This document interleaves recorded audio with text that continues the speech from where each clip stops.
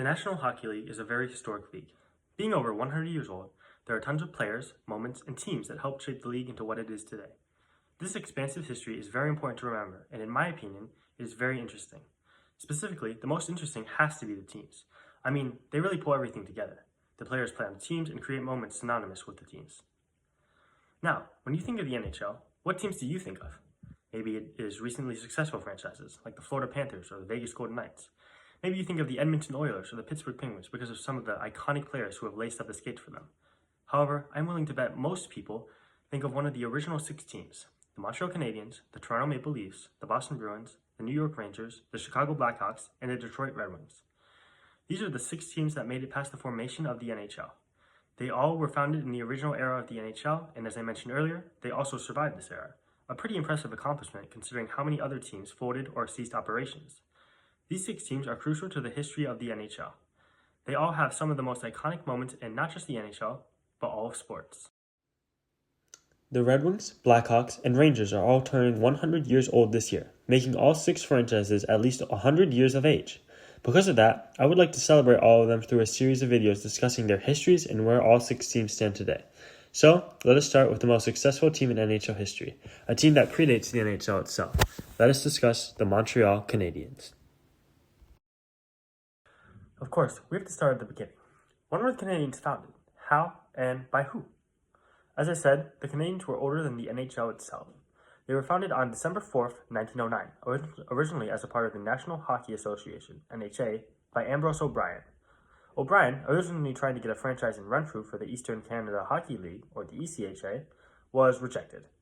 The ECHA planned to disband and start the Canadian Hockey League, the CHA, where they would exclude the Montreal Wanderers, who would upset other owners when they moved to a smaller arena that limited the visiting team's share of gate receipts. Wanderers owner, Jimmy Gardner, now without a league for his team, approached O'Brien, where they discussed forming a rival league that would include Renfrew, the Wanderers, and also teams in Cobalt and Haileybury that O'Brien owned. Where did the Canadiens come into the equation here? Well, Gardner told O'Brien that it would be a good idea to form a rival to the Wanderers in Montreal. Thus, 2 days after the NHA was formed on December 2nd, 1909, the Montreal Canadiens were formed. When you think about it, it is pretty crazy. The Canadiens are nearly 120 years old, and yet they still exist. With all the hardships the NHL faced, and especially with how many teams did not survive, it is super impressive that after all these years, the Canadiens still call Montreal home. But before the NHL, there was the NHA. Canadiens played their first game ever on January 5th, 1910, a 7-6 win over Cobalt in front of a sellout crowd. This win did not last long, though, as it was erased from the history books when the NHA reset the season after adding the Ottawa Senators and Montreal Shamrocks due to the CHA folding. This time, the Canadiens were not so lucky to win their first ever game, as they would only claim their first win in their 4th game, 9-7 over the Haileybury Hockey Club on February 7, 1910. Yes, Haileybury is a real place, and yes, that was their real name. Now, it should be noted that the owner of the Canadiens at this time was still Ambrose O'Brien, but that would not last long. George Kennedy, owner of the Club Athletic Canadien, or CAC, claimed that he had ownership to the team name of Canadiens. In order to settle the dispute, Kennedy was sold the team for $7,500, officially making him the new owner. It should be noted that with Kennedy buying the team, the Canadiens would finally don their iconic red jerseys with a blue stripe in the middle, only it is not quite what we see today. You see, the logo was similar with the elongated C, yet instead of an H being intertwined with the letter, it was an A, used to represent the CAC. It is safe to say the H for hockey makes a little more sense, but more on that later. It took some time for the Canadiens to claim a playoff berth, but when they finally did in 1913-14, they lost off of goal differential in a 2-game series with the Toronto Blue Shirts. It is crazy to think that goal differential used to be used to determine something as important as the playoffs, but I guess that is just how things were back then. The Canadiens did not go far in their first playoff appearance, but they would soon redeem themselves, as they won the O'Brien Cup in the NHA before going on to beat the Portland Rosebuds 3-2 to win their first Stanley Cup. As we've come to know, this would be the first of many, many Stanley Cups for Montreal Sweethearts, but at the time, this would have been a big deal. Winning your first cup in franchise history is always a colossal moment for teams. While it may be crazy to think about a time when Montreal did not have such a rich history of championships, it existed. In 1916, the CAC Gymnasium suffered a fire in January, followed by the failing of a Canadiens lacrosse team. This led Kennedy to separate the CAC from the Canadiens, now known as Le Club de Hockey Canadien. Now, what is the significance of this? Well, this is where the Canadiens finally got their iconic logo, the C and H intertwined. C obviously stands for Canadians, but H stands for hockey. That may seem obvious, but it is commonly mistaken that the H is for Habs, short for Habitants. Habs is the nickname used for the Canadiens, so this common error makes sense. Now, the Canadiens ended their NHA tenure with one cup. As following the speech with Blue Shirts owner Eddie Livingstone over rights to players, the owners of the Canadiens, Ottawa Senators, the first time around, Wanderers, and Quebec Nordiques formed the NHL without Livingstone in 1970. Overall, for only being in the league for 8 years, I would say the Canadiens winning a cup is a good accomplishment. Similar to their unofficial NHA debut, the Habs won in their NHL debut, 7-4 over the Senators. I guess winning their first game was a good way to represent the inevitable success the franchise would achieve in the years to come. The NHL endured some hardships at the start, with the Habs at the forefront of a lot of problems. For one, Montreal Arena was destroyed on January 2nd, 1918, which was the home of the Wanderers and the Canadiens. This almost led to the collapse of the league, and it did lead to the demise of the Wanderers. However, the Canadiens were resilient, surviving and moving to Jubilee Arena. Another hardship would affect the whole world. The Canadiens were slated to face the Seattle Metropolitans of the PCHA for the Stanley Cup in the 1918-19 season. However, that never happened due to the worldwide pandemic of the Spanish flu. This disease affected many players on the Canadiens, and it even led to the death of the star defenseman Joe Hall, and eventually also owner George Kennedy. Unable to borrow players from the PCHA's Victoria Aristocrats, the Canadiens would forfeit the series. Yet, in an act of sportsmanship, the Metropolitans coach, Pete Muldoon, turned down the cup. With Kennedy's death, a new owner of the Canadiens was needed. His widow ended up selling the team to a group of 3 men: former player Joseph Katarynich, Leo Dandurand, and Louis A. Letourneau. With their ownership of the franchise, success would soon follow. In 1923-24, the NHL's first ever superstar was born. Well, not literally. Howie Morenz joined the Canadiens franchise, and along with Aurel Joliet, they led the Canadiens to winning the NHL and hosting the Calgary Tigers of the Western Canada Hockey League, or the WCHL. The Canadiens bested the Tigers in 2 games to capture their second Stanley Cup. Following such a successful season, the Habs did what can only be considered as a little bit of gloating, as they moved their iconic crest to the sleeves of their uniforms, instead drawing a globe logo with the words World Champions. The Canadiens did make it back to the Stanley Cup Finals in these jerseys, yet they lost to the Victoria Cougars, the final non-NHL team to ever lift Lord Stanley. Along with this, 2 other important pieces of history came in the 1924-25 season. First, the opening of the Montreal Forum.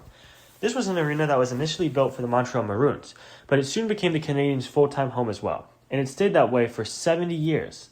The Habs even played their first game in Forum history, a 7-1 win over the Toronto St. Patrick's, on November 29, 1924. The final important piece of Habs history would be the start of the most iconic rivalry in NHL history. A 4-3 Habs victory over the Boston Bruins on December 8, 1924. The Canadiens and Bruins rivalry is a 100-year-old story that needs its own video to dissect. Let me just say, these 2 teams have countless legends and many illustrious moments. They have faced off many times in the playoffs and are often 2 dominant forces in the NHL. Unfortunately, amidst the success of the Canadiens came tragedy, as star goalie Georges Vezina collapsed in the first game of the 1925-26 season, being diagnosed with tuberculosis that he would later die from. The Habs honored his legacy by donating an award in his name, the Vezina Trophy, one that would be gifted to the goalie who allowed the fewest goals in the regular season. Moving on to something a little less tragic, the Habs would win 2 more cups in this era. The first one came in 1930, winning the cup over the Bruins. The second came the very next year, as the Habs defended their title over the Chicago Blackhawks in 1931. Howie Morenz continued to lead this Habs team and proved to the world that he was a star. Overall, the early years for the Habs ended up going pretty well. Yeah, that did not last much longer. It is time that we delve deeper into the dark ages of Canadiens history. To put it lightly, the Canadiens were not a good team for the majority of this period. Obviously, when you're not a good team, you attract less fans to games. This was not helped by the Great Depression, which was occurring at the time the Habs' less than stellar seasons were going on. To put it bluntly, less ticket sales means costs need to be cut, which likely leads to less winning. In the case of Montreal, superstar Howie Morenz was traded to Chicago in 1934 to help save money, although fans were sure to voice their displeasure. At the end of the day, in 1935, owners Dan Durand and Katarynich had to sell the team due to the money being lost by them. Believe it or not, there were serious negotiations being had that would have moved the team to Cleveland, Ohio. Yes, Cleveland, the most irrelevant city in the world. The Canadiens almost moved to that city. Fortunately, local businessmen Maurice Forget and Ernest Savard saved the Canadiens from certain doom when they instead purchased the team with the full intention of keeping them in Montreal. The Habs did not really improve under new management, although Cecil Hart was brought in as coach under the condition that Morant returned, which came to fruition. So I guess that was cool. Unfortunately, the party did not last long, as he broke his leg in January 1937 after a hit from Chicago's Earl Siebert. He never played again, and he died of a coronary embolism on March 8th. 50,000 people attended his funeral in the Montreal Forum. A truly heartbreaking story that really exemplifies how harsh it was for Montreal during this time. But things just kept getting worse, as during the Habs' worst season ever in 1939-40, they mustered up a meager 10 wins and their head coach Babe Siebert drowned before the season.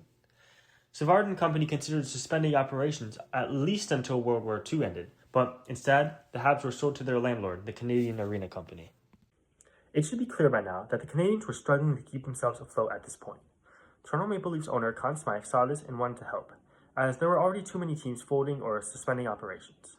To try and help, Smythe told the Canadian Arena Company to hire Dick Irvin, a coach who experienced lots of success with the Maple Leafs. The Arena Company took Smythe's advice and hired him. Fortunately, the Canadiens' luck would turn slightly, as they did not lose many key players to World War II compared to other teams. Maurice Richard did try and leave for the war, but he could not due to his medical history. Speaking of Maurice Richard, he was the next big Canadian superstar. He was a prolific goal scorer, and along with Toblake and Elmer Lach, they formed the punchline that led the Canadiens to finally ending their drought and winning the Stanley Cup in 1944. To further how dominant Richard was, he became the first player to score 50 goals in the NHL, and he did so in 50 games, which obviously made him a hero in Quebec. While this was a dark period in Canadiens' history, at least there was a light at the end of the tunnel in Maurice Richard. He even led them to a cup, but now the NHL was about to finally start to find some stable ground. Finally, we have made it to an era where franchises don't cease to exist every other second. From 1946 to 1967, the league would have only 6 teams. These are known as the original 6. Of course, the Canadiens were one of these teams. Otherwise, they would not have a video. The Canadiens started this era with Frank J. Selke as their GM, who was desperately trying to sign Jean Beliveau for most of his tenure, which basically lasted the whole era. Eventually, he succeeded, only having to buy the Quebec Senior League and making it a professional league to do so. Beliveau did become an absolute legend in Montreal, though, so I'd say it was well worth the money. The Canadiens overall were a very successful team during this era. Toe Blake became their head coach after retirement, in which they won 8 Stanley Cups, including 5 straight from 1956 to 1960. With legends like Richard, Jacques Plante, and Jean Beliveau headlining these teams, it is not hard to imagine why they won so many cups. Now, here is a fun story. Let's talk about the EFR Richard, or the Richard Riot. So, in March 1955, Maurice Richard was suspended for the rest of the season in the playoffs due to punching a linesman after receiving a match penalty. Habs fans were livid, and they believed that NHL President Clarence Campbell had an anti-French bias. So, when he attended a Habs game, when he was severely advised not to, he got pelted with eggshells, tomatoes, and, a tear gas bomb. Fire officials cleared the building, but things were just worse outside, as there was a huge riot around the Forum. Man, what is with the Canadian fan bases and rioting? Some other things to note about this era would be the NHL's institution of an amateur draft in 1963.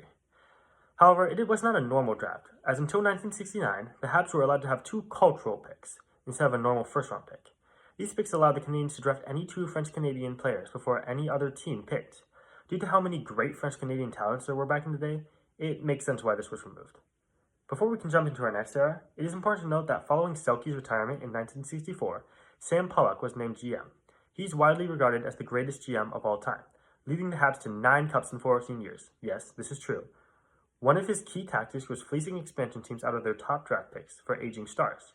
These picks became legends like Ken Dryden, Guy Lafleur, and Larry Robinson. With the league expanding to 12 teams in 1967-68, would Montreal's fortunes change? No, not really. They swept the new St. Louis Blues in both 1968 and 1969 for their 15th and 16th cups. The Habs would then win again in 1971. Rookie Ken Dryden, from one of those draft picks, ended up winning the Conn Smythe, and John Beliveau retired on top the next season. Despite the championship, head coach Al McNeil was fired due to conflicts with players like Henry Richard. This ended up being a great decision, as Scotty Bowman was hired as the next coach. He led the Habs to 5 cups, including 4 straight from 1976 to 1979. The Canadiens' best season was in 1976-77. This team is widely considered the best of all time, although I would disagree, as they won 60 of 80 games and only lost 8. Obviously, they won the cup, but they took home more hardware than that. Guy Lafleur won the Hart, Lester B., Art Ross, and Conn Smythe trophies, while leading the league in scoring.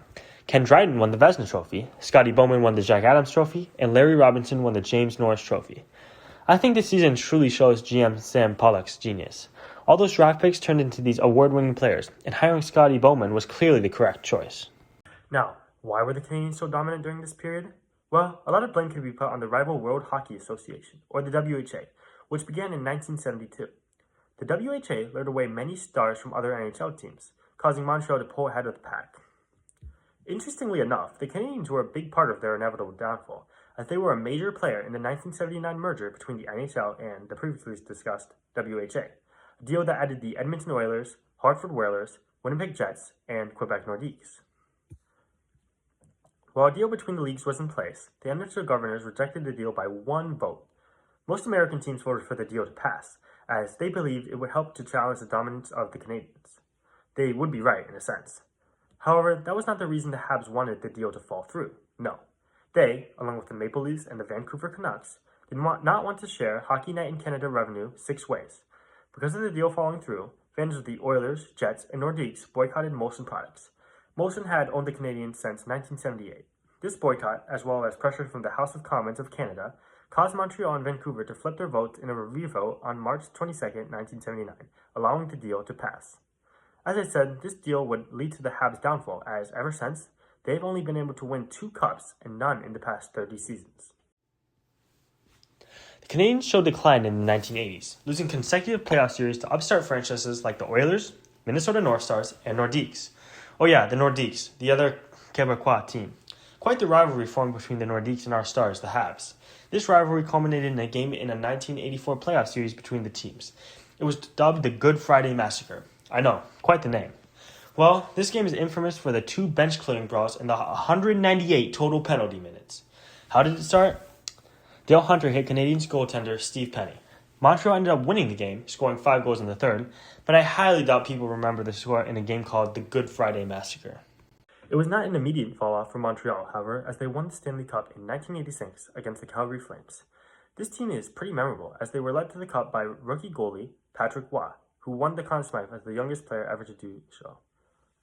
Also, head coach Jean Perron was a rookie, which I really think showcases the youth of this Habs team. But this was Montreal's only cup in the 1980s, a strong falloff from their 4th straight in the 1970s.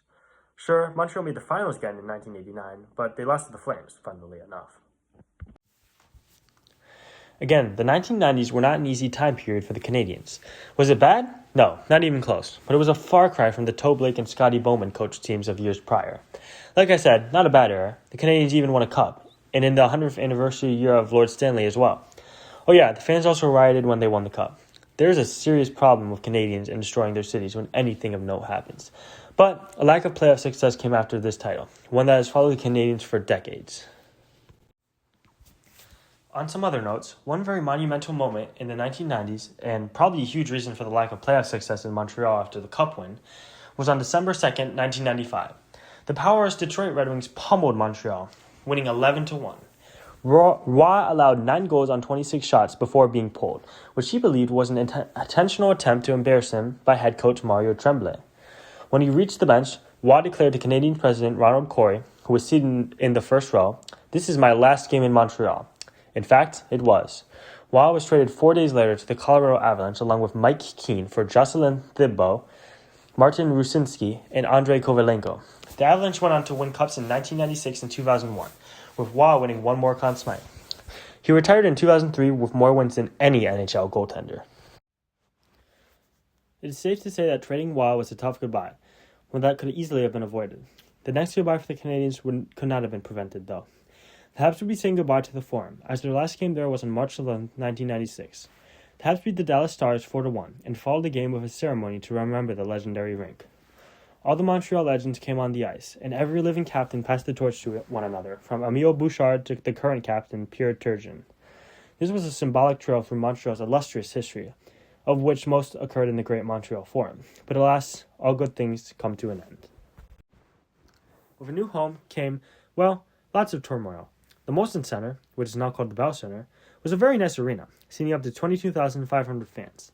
However, the Canadiens were far from a powerhouse at this point.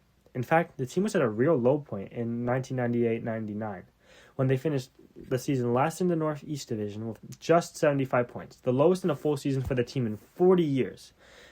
With the record low value of the Canadian dollar and the pressure of Quebec's tax system, there was serious concern that the Habs would have to be sold and relocated if government subsidies were not provided to help them. While Molson obviously shut down the speculation, they ultimately put the team up for sale in 2001. They wanted to focus on the core brewing business and, probably more importantly, the previous 2 seasons the Habs had annual losses of $10 to $12 million. Unfortunately, no local buyers emerged to purchase the Habs, and a proposed Canadian assistance program for the 6 remaining franchises in the country was cancelled due to public disapproval. There was a serious fear that the Canadiens would follow the Jets and Nordiques to America, but as we know, that did not happen. As an American businessman did buy the team in George and Gillette Jr., he only bought 80.1% of the team and 100% of the arena for a meager $275 million. That meant Molson still owned 19.9% of the franchise, and they were also granted the right to first refusal of any future sale of the team. On top of that, there had to be a unanimous agreement among the NHL Board of Governors to approve any future attempt to relocate the Habs. So Montreal would basically be able to keep their Canadiens, as there was no way everyone on the board would ever agree to relocate them. Outside of the worry of relocation, there is not much else to talk about in this area of Canadiens hockey. But there is something. Let's talk about Captain Saku Koivu in the 2001-2002 season. Koivu was announced to have non-Hodgkin lymphoma and would be missing the whole season. Just a terrible situation for both Koivu and the team. But in a miracle, Koivu returned with 3 games left on the year, and along with a heart-winning goaltender in Jose Theodore, the Canadiens made the playoffs for the first time in 4 seasons, where they would knock off the 1-seeded Boston Bruins in round 1. While they lost to the Carolina Hurricanes in round 2, Koivu's 10 points in 12 playoff games helped him win the Bill Masterton Memorial Trophy for his perseverance and dedication to returning from his cancer treatment. The only other thing to note in this era is that they played in the first outdoor game in NHL history, the Heritage Classic held in Edmonton, Alberta at Commonwealth Stadium on November 22, 2003. The Canadiens won this game 4-3 over the Oilers in front of 57,167 people. The success of this event eventually led to the 2008 Winter Classic. But yeah, that is really all to talk about. Between the late 1990s and 2000s, the Habs never made a Stanley Cup final and never even made it to the conference finals. It was a weird period for the Canadiens. It is not like there were never periods of less success for the Canadiens. Even now, they have not won a cup in over 30 years. But they still had deep runs, as we will see. It is just strange to see a time period when the Habs were not necessarily awful, but also so underwhelming at the same time. Gillette sold the Habs back to Molson, along with the Bell Center and Gillette Entertainment Group. But it is not the same Molson as last time. You see, Geoff Molson, along with brothers Andrew and Justin, bought the team for $600 million. This meant that the Canadiens were owned privately by the Molson family as opposed to the company. The Habs were sold for a lot of money, as you can see. With the 2004-2005 lockout fixing player costs to revenues and the return of the Canadian dollar back to or near parity with the American dollar, the Habs were profitable yet again. You know how I talked about how the Canadiens didn't have a single deep run in the previous era? Well, that changed in 2010. The Canadiens finally made it back to the Eastern Conference Finals after defeating the 1-seed Washington Capitals and defending champion Pittsburgh Penguins. Sure, the Habs lost to the Philadelphia Flyers in said conference finals, but compared to the previous seasons since 1993, this was a step in the right direction. With young goalie Carey Price and defenseman PK Subban, things were looking up in Montreal. There was still some turmoil in Montreal, though, as numerous injuries caused the Habs to finish last in the conference in 2011-2012. GM Pierre Gauthier was replaced with Marc Bergevin, and many other jobs were lost that season. But hey, at least the year before, the Canadiens played in another outdoor game? That has to make up for something. Sure, they lost 4-0 to the Flames in front of 41,022 people, but I think they should be grateful for an outdoor game in the first place. Alright, the 2011-12 season sucked, but the next 3 weren't so bad. In 2012-13, they finished second in the Eastern Conference, and despite a round 1 loss at the hands of the Ottawa Senators, at least PK Subban won the Norris Trophy. Plus, it would get better in the 2013-14 season anyway, as in that year, they yet again made it to the Eastern Conference Finals where they would face the New York Rangers. Unfortunately, that took a turn for the worse, as Chris Kreider collided with Carey Price in Game 1, injuring his leg and ending his season. The Habs lost in 6 games, but on the bright side, if Price didn't get injured, who knows? The Canadiens could have gone on to win the Stanley Cup. There was hope, which continued to the next season. In 2014-15, the Canadiens won their division title, and while they lost to the Tampa Bay Lightning in round 2, the season was still a success due to Carey Price's sheer dominance. I mean, the dude won the Hart Trophy, the Vezina, and the Ted Lindsay Award. Talk about an outstanding season. The next season, the Canadiens beat the Bruins in the 2016 Winter Classic. They also started that 2015-16 season 18-4-3. Price got injured though, so their season was basically done, and they missed the playoffs entirely. Yeah, this is a new era of Montreal hockey. It is no longer the 1960s and 1970s, so the Canadiens are going to face these weird seasons where they struggle heavily from time to time. The Habs made it back to the playoffs in the 2016-2017 season, despite there being some clear signs of struggle throughout the year. They won the division, and while they lost in round 1 to the Rangers, there was still a sense of calm in the fact that at least the Habs made the playoffs this year. That would come crashing down fast, though, as the Canadiens began a rebuild after missing the next 2 postseasons. Players like Thomas Plekanec, Alex Galchenyuk, Andrew Shaw, and Max Pacioretty were all traded from the team, with the players took young players like Cole Caulfield and Nick Suzuki to build off of. The Habs made the playoffs in 2020, but that was the COVID year and almost everyone made the playoffs. They did not do anything anyway. They made it past the qualifying round before losing in round 1. No, we are going to focus on the 2021 season, another one that was affected by COVID. See, the Habs played in the temporary North Division with the other Canadian franchises. Not much was expected of them, but they did make the playoffs as a 4th spot in the North. They played Toronto in round 1. They weren't given much of a chance from anyone. It was the Maple Leafs team that would finally break through. Well, the Maple Leafs went up 3-1. Yeah, this is over. Or not, because it's Toronto after all. Montreal came all the way back and won the series 4-3. They then swept the Winnipeg Jets in round 2 and beat the Vegas Golden Knights in 6 games in round 3. This was a Cinderella story.